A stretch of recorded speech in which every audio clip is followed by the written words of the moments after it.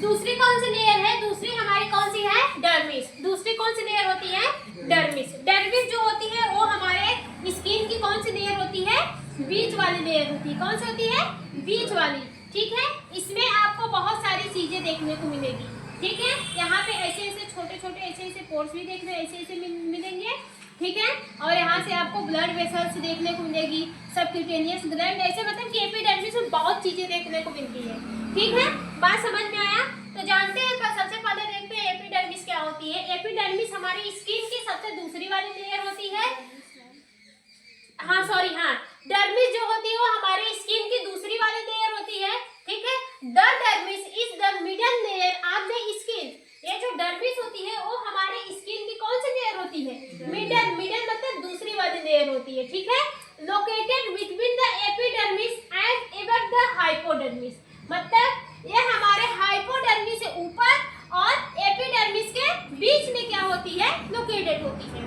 ठीक है, मतलब लोकेटेड बिटवीन, ये बीच में प्रेजेंस होती है किसके?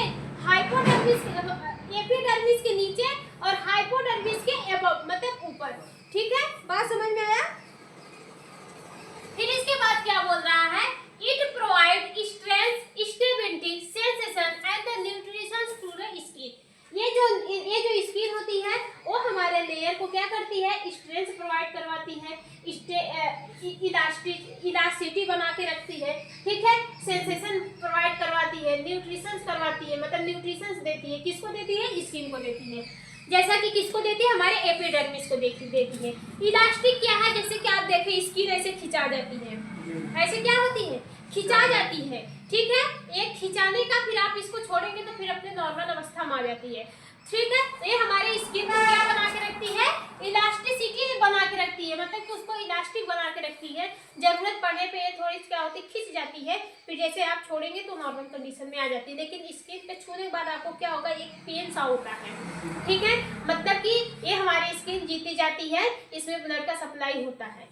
ठीक है, बात समझ में आया? इसमें हमारे नर्व इम्पल्स क्या होते हैं? आदान प्रदान होते रहते हैं। क्यों? क्योंकि यहाँ पे हमारा रिसेप्टर प्रेजेंस है, स्किन हमारा सेंसेशन करता है मैसेज को। यहाँ पे मैं पकड़ रही हूँ, उसको पता है यहाँ पे हमको कोई टच किया है।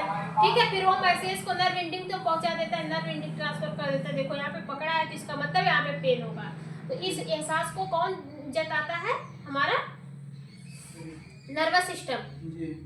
ठीक है, नर्वस सिस्टम। इसीलिए हम जो दवा देते हैं वो क्या करता है? वो मैसेजेस को ब्लॉक करने का काम करता है। जो पेन्स का मैसेज जाता है ना, उसी पेन्स के मैसेज को क्या करता है? ब्लॉक कर देता है, जिसकी वजह से पेन का मैसेज ब्रेन तक नहीं जा पाता है और आपको पेन का एहसास नहीं होता है। ठीक है, फिर इसके बाद क्या है? Structure of the dermis. ठीक है, स्ट्रक्चर ऑफ द डर्मिस, पिछली वाली लेयर देखते हैं डर्मिस की। The dermis is made up of the connective tissue. जो डर्मिस होती है ये भी किससे मिलकर बनी होती है? कनेक्टिव टिश्यू से मिलकर बनी होती है। एंड हैव 2 लेयर्स, और इसमें क्या होती है? 2 लेयर प्रेजेंट होती है। एक तो ऊपर की लेयर होगी, एक आपकी ऐसे ऐसे करके क्या होती है? नीचे की लेयर होती है। एक ऊपर की लेयर होती है, एक कौन सी होती है? नीचे की लेयर होती है। जो ऊपर की लेयर होती है इसको किस नाम से जानते हैं? पाइपिलरी लेयर के नाम से जानते हैं। किस नाम से जानते हैं? पाइपिलरी लेयर। ठीक है, ये जो लेयर होती है ये आउटर अपर लेयर होती है, मतलब ये सबसे ऊपर वाली लेयर होती है। आप देखेंगे कि ये फिंगरनुमा संरचना भी इसका होता है। ठीक है, ये फिंगरनुमा संरचना ये डायरेक्टली हमारे किससे अटैच होती है? हमारे डर्मिस से अटैच होती है। ठीक है, यही लेयर होती है जो हमारे डर्मिस को न्यूट्रिशन प्रोवाइड करवाती है, ब्लड सप्लाई करवाती है, और हमारे जितने भी ब्लड में जो भी हमारे स्किन को चाहिए वो सब क्या करती है? प्रोवाइड करवाने का काम करती है। कौन? पाइपिलरी। ठीक है, पाइपिलरी लेयर डायरेक्टली अटैच होती है किससे? एपिडर्मिस से। ठीक है, ये सबसे आउटर मोस्ट लेयर होती है। बात समझ में आया? Thin superficial layer just below the epidermis. ये जो होती है ये थिन होती, मतलब पतली होती है, सुपरफिशियल लेयर होती है, ये जस्ट एपिडर्मिस के नीचे ही बिलोंग करती है। ठीक है, बात समझ में आया?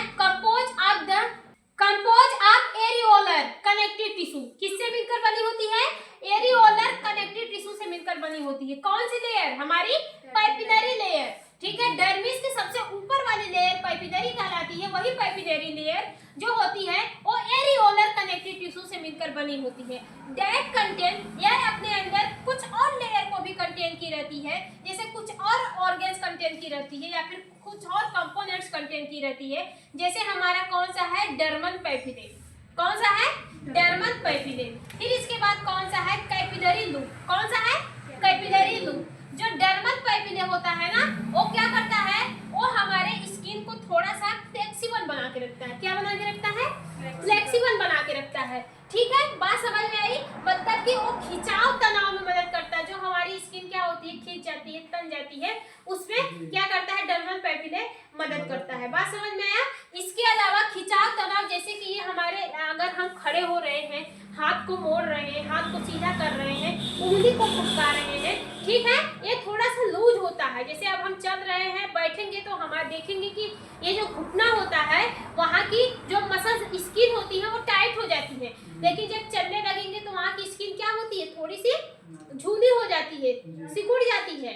ठीक है, यहाँ की हाथ की, यहाँ की स्किन देखो, यहाँ पे हमारी क्या होती है, झूली है। मतलब कि यहाँ से हमारा हाथ मुड़ने लायक है और हमारा पैर क्या है, चलने लायक है। यहाँ की स्किन देखो ज्यादा नहीं होती है। तो ये उसी जगह पे पाई जाती है जो इंसान को चलने, हाथ को मोड़ने, किसी भी चीज को उठाने में मदद करती है। बात समझ में आया कि नहीं आया। फिर इसके बाद क्या है, कैपिलरी लूप। कौन सी है, कैपिलरी लूप। किसमें प्रेजेंस होता है भाई, कैपिलरी लेयर में प्रेजेंस होता है। ये जो कैपिलरी लूप होता है, ये हमारे किसको, एपिडर्मिस को प्रोवाइड करता है न्यूट्रिशंस, ब्लड वगैरह क्या करता है, किसको प्रोवाइड करता है, एपिडर्मिस को प्रोवाइड करवाता है। ठीक है, फिर इसके बाद कौन सी है, मिसलर। कौन सी है, मिसलर कार्पल्स, मिसलर कार्पल्सरल। ठीक है, मिसलर कार्पल्सरल। ये जो लेयर होती है, ये मतलब ये लेयर नहीं है, एक टाइप का क्या है, रिसेप्टर है। क्या है, ये जो मिसलर कार्पल्सरल है, ये एक टाइप का क्या है, रिसेप्टर होता है। ठीक है, रिसेप्टर मतलब ये सिर्फ टच करवाता है लाइट और उसका, लाइट है और टच का फीलिंग करवाता है। किसका, सिर्फ दो चीज का फीलिंग करवाता है। जैसे कोई आपको टच किया, ठीक है, इसका मैसेज गया, किस पे बाइंड हुआ, हमारे मिसलर कार्पल्सरल पे बाइंड हुआ। ठीक है, फिर इसके बाद आपको फील होगा कि आपको कोई टच किया। लाइट पड़ रही है, स्किन पे लाइट पड़ रही है, तो आप देख रहे हैं उस पे लाइट पड़ रही है, तो एक इस पे पहले मतलब लाइटिंग का मतलब एक जॉब वो करवाता है, मतलब एहसास कराता है। ठीक है, बात समझ में आया। फिर इसके बाद कौन सा है, रेटिकुलम लेयर। कौन सी है, रेटिकुलम लेयर। ठीक है, ये हमारी कौन सी होती है, डीपेस्ट लेयर होती है। कौन सी लेयर होती है, डीपेस्ट लेयर होती है। पहले इसको देखते हैं। जो रेटिकुलम लेयर होती है, ये बहुत सारी लेयरों से मिलकर बनी होती है। ठीक है, बहुत सारी लेयरों से मिलकर बनी होती है। मतलब कि जो रेटिकुलम लेयर होती है, वो ये वाली दूसरी वाली लेयर होती है। कौन सी लेयर होती है, दूसरी वाली लेयर होती है। ठीक है, इसमें भी बहुत सारे सब कुछ पाए जाते हैं। ये क्या होती है, एक थिकेस्ट होती है। क्या होती है, थिकेस्ट होती है एज कम्पेयर टू पहले से। मतलब जो हमारी पैपिलरी होती है, ये हमारी थिन होती है, लेकिन जो हमारी रेटिकुलम लेयर है, ये हमारी क्या है, थिक है, मतलब कि थोड़ी सी टाइट है। इसके बाद ये हमारी डीपेस्ट लेयर होती है, मतलब कि ये अंदर वाली लेयर होती है। ठीक है, बात समझ में आई। ये जो होते हैं, देखिए, अब 75 से 80% डर्मिस, जो हमारे डर्मिस होती है, वो इसी लेयर से मिलकर बनी होती है। मतलब 75 से 80% तक जो भाग रहता है, किसका रहता है, हमारा रेटिकुलम लेयर का रहता है। किसका रहता है, रेटिकुलम लेयर का ही रहता है। कितना, 75 से 80%। मान लीजिए 80% भाग टोटल किसका रहता है, इसका रहता है, डर्मिस का। बाकी जो हमारा कितना बचा, 25-20% जो होता है, वो किसका रहता है, 15 से 20% तक किसका रहता है, हमारा इसका रहता है, पैपिलरी लेयर का रहता है। ठीक है, अब देखो, अब इसमें भी बहुत सारे लेयर पाए जाते हैं। ये हमारा कंपोज होता है डेंस इर्रेगुलर कनेक्टिव टिश्यू। किससे कंपोज रहता है, डेंस इर्रेगुलर कनेक्टिव टिश्यू से क्या होता है, मिलकर बना होता है। बात समझ में आई। It contain collagen fibre. ये अपने अंदर क्या करता है, कोलेजन फाइबर को क्या करता है, कंटेन करके रखता है। अपने अंदर कोलेजन फाइबर को कंटेन करके रखता है। ये जो कोलेजन फाइबर होता है ना, वो स्किन को क्या देता है, स्ट्रेंथ देता है। स्किन को क्या देता है, स्ट्रेंथ देता है। हमारे एपिडर्मिस को भी क्या देता है, स्ट्रेंथ देता देता है। बात समझ में आया? फिर इसके बाद क्या है, इलास्टिक फाइबर। कौन सा है? Elastic fibre. ये जो इलास्टिक होते हैं वो हमारे स्किन में क्या करते हैं, इलास्टिसिटी बना के रखते हैं। मतलब कि स्किन को इलास्टिसिटी बनाते हैं। इसके बाद स्किन को फ्लेक्सिबल बनाते हैं। मतलब आप स्किन को खींच रहे हैं तो यहाँ से आपकी स्किन क्या हो रही है, खिंच जाती है। ठीक है, फिर जैसे ही आप नॉर्मल कंडीशन में छोड़ेंगे तो मतलब जैसे ही आप इसको छोड़ेंगे तो ये नॉर्मल कंडीशन में आ जाएगी। किसकी वजह से होता है? इलास्टिक फाइबर की वजह से होता है। आपकी स्किन में इलास्टिक फाइबर प्रेजेंस है। और जो हम इसका बताए थे, जो डर्मिस का बताए थे, कौन सा है इसमें, और एक और बता दिए थे ना, ऊपर एक बताए थे, जो यहाँ की जो है, जो डर्मल पेपिले, ठीक है, जो डर्मल पेपिले होती है, ये चलने उठने में, ये यहाँ तक की मिसकी, ये बहुत ज्यादा लूज होती है। ठीक है, ये लूज होती है, ये चलने उठने में किसी को मदद करती है। जैसे किसी भी चीज को उठाना पड़ा तो वहाँ पे जो मदद करेगी तो ये हमारी करेगी। घुटने में चल रहे हैं तो वहाँ से मदद करती है। यहाँ से बोलने में स्किन फैल रही है तो वहाँ पे मदद करती है। ठीक है, लेकिन ये हमारे होल बॉडी कहीं से भी आप उठा लेंगे, ये स्किन हमारी क्या होती है, उड़ जाती है। मतलब कि हमारे पूरे स्किन को क्या की है, इलास्टिक बना के रखी है। ठीक है, पूरे स्किन को क्या की है, इलास्टिक बना के रखी है। आप एपिडर्मिस की नहीं उठा पाएंगे। एपिडर्मिस ऊपर वाली स्किन नहीं उठेगी जब तक आप ऐसे पकड़ के नहीं उठाएंगे। तब उठेगी तो नीचे वाली डर्मिस वाली ही उठेगी। ठीक है, एपिडर्मिस थोड़ा सा पकड़ के उठाइए, देखिए उठवे नहीं करेगी, पूरा ले लेगा, पूरी ले लेगी। ठीक है, बात समझ में आया?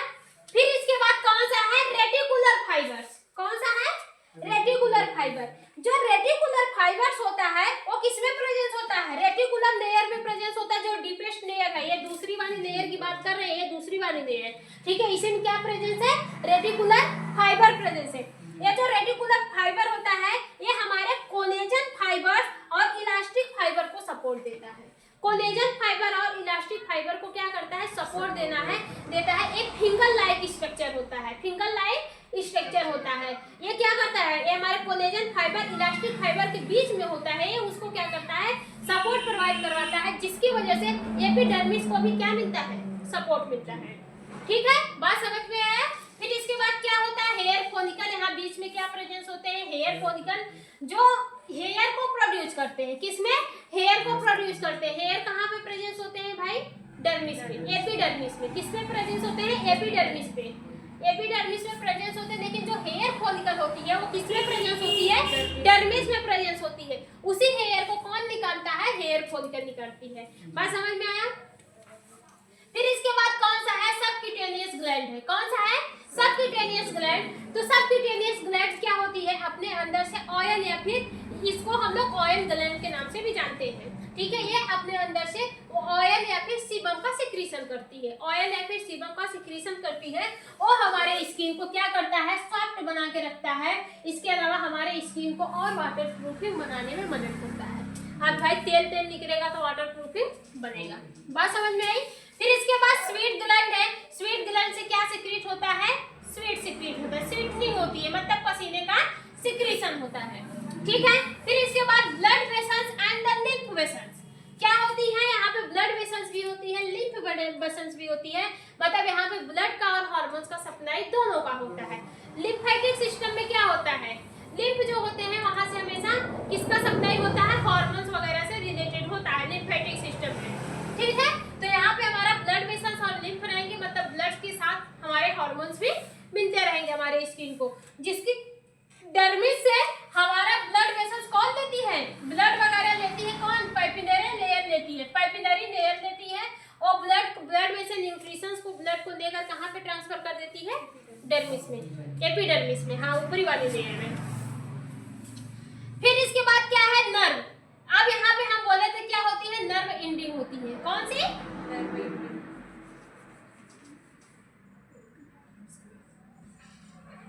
नर्व एंडिंग होती है। नर्व एंडिंग क्या करती है, मैसेजेस को सेंस करने का काम करती है।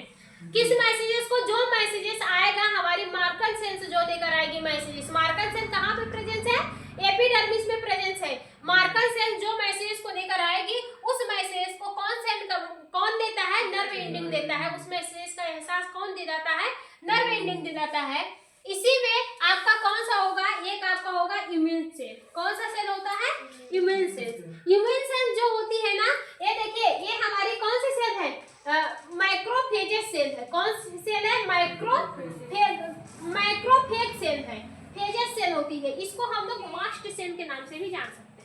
किस नाम से जान सकते हैं? मास्ट सेल के नाम से भी जान सकते हैं।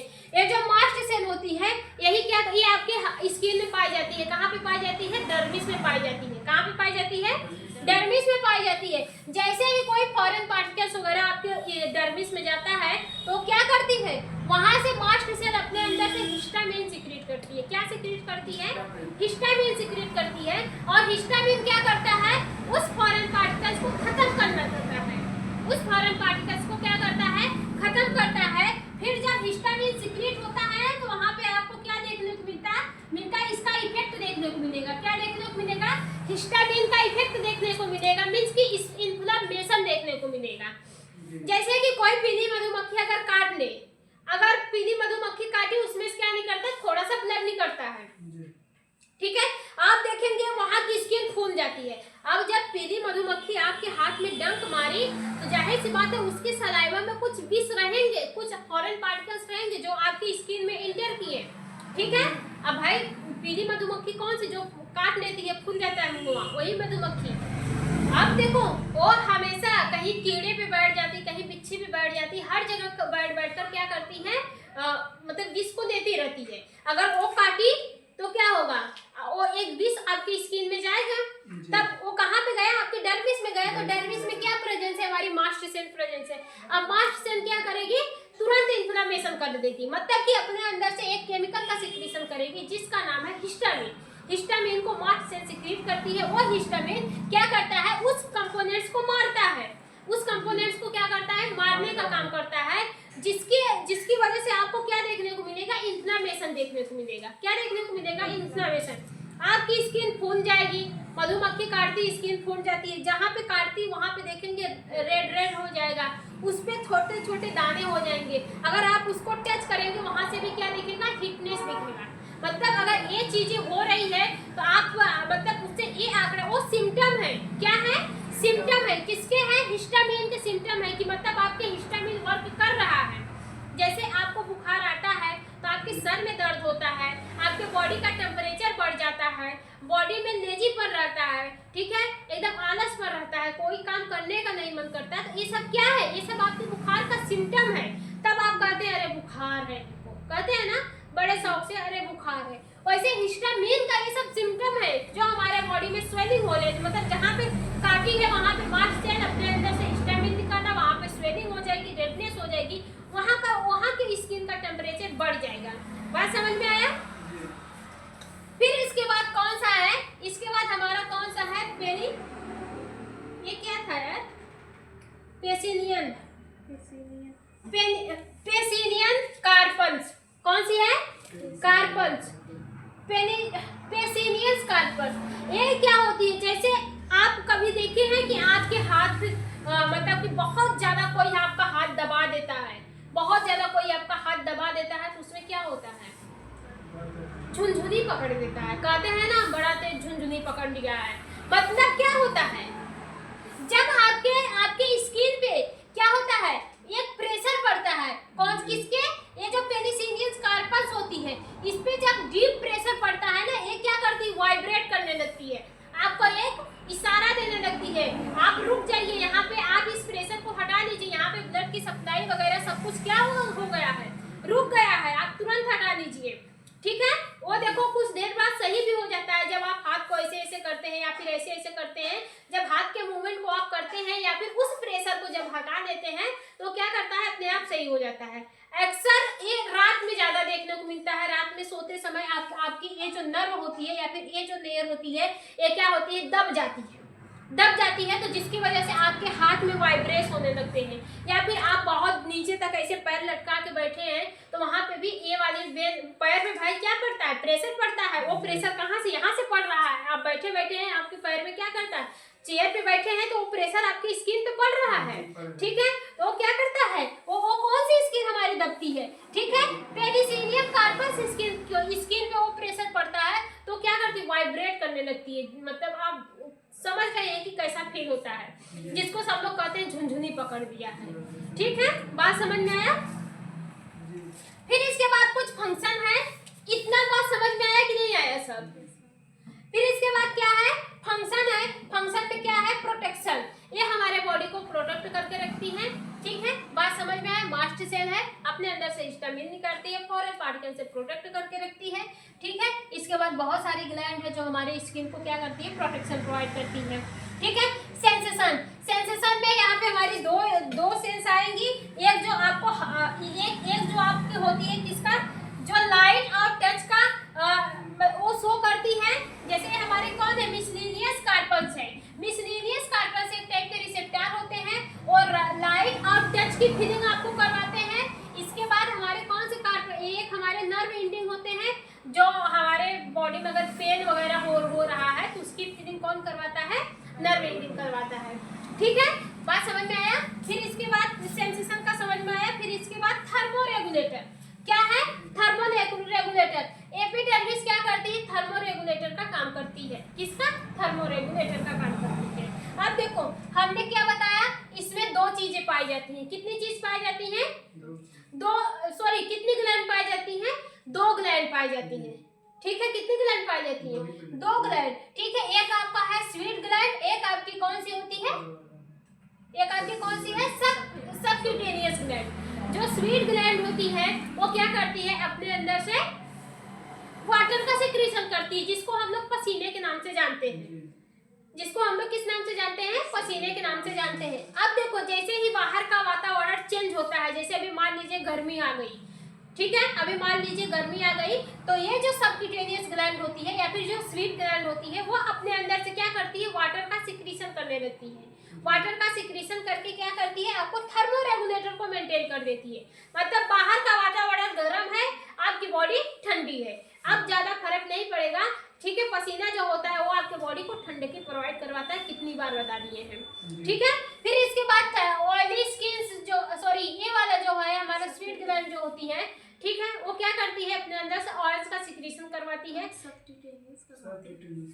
हाँ सबक्यूटेनियस है, ऑयल्स का सिक्रीशन भी करवाती है। इसका भी बहुत रोल हो सकता है, जैसे कि अभी हमारे पोर्स क्या है, बंद है, क्लोज है, यहाँ से हमारे स्वीट का सिक्रीशन नहीं हो रहा है, ठीक है, बात समझ में आया। और हमारी स्किन क्या हो जाती है, रूखी हो जाती है। तो यहाँ पे बहुत सारे लक्षण हैं, क्योंकि इस समय हमारे इसी बिना तो सबक्यूटेनियस का सिक्रीशन, ऑयल्स का सिक्रीशन तो हो रहा है, लेकिन सबक्यूटेनियस से इसका नहीं हो रहा है। क्यों, क्योंकि हमारा बाहर का वातावरण बहुत ठंडा है, ठीक है, और हमारी स्किन क्या है, गर्म है, इसलिए हमारे स्किन की जितने भी वाटर्स वगैरह होते हैं सब क्या होते हैं, रूखे, मतलब कि सब एब्जॉर्ब रहते हैं, जितने भी ऊपर आने की कोशिश करते हैं वो एब्जॉर्ब हो जाते हैं, जिसकी वजह से स्किन आपकी क्या दिखती है, रूखी दिखती है, ठीक है। सब लोग इसे ऑयल्स को मेंटेन करने का काम करते हैं। तो जिसका भाई ऑयली स्किन रहती है, वाटर का ऑयल का सिक्रीशन होता है, उसकी स्किन एकदम मेंटेन रहती है। देखो ना, अगर ऐसे खींचोगे तो स्किन पे एक खराज भी आ जाएगा ऐसे वाला, मतलब कि आपकी स्किन क्या है, रूखी है। कहते हैं ना ड्राइडनेस स्किन है, मतलब कि वाटर का कंसंट्रेशन बढ़ाइए। क्यों है भाई, क्योंकि यहाँ से पसीने का सिक्रीशन नहीं हो पा रहा है और ऑयल्स भी हमारे सिक्रीट हो रहे हैं, तो ठंडी की वजह से क्या हो रहे हैं, जम जा रहे हैं, ठीक है, बात समझ में आया। तो आज के लिए इतना ही, फिर मिलते हैं नेक्स्ट वीडियो को।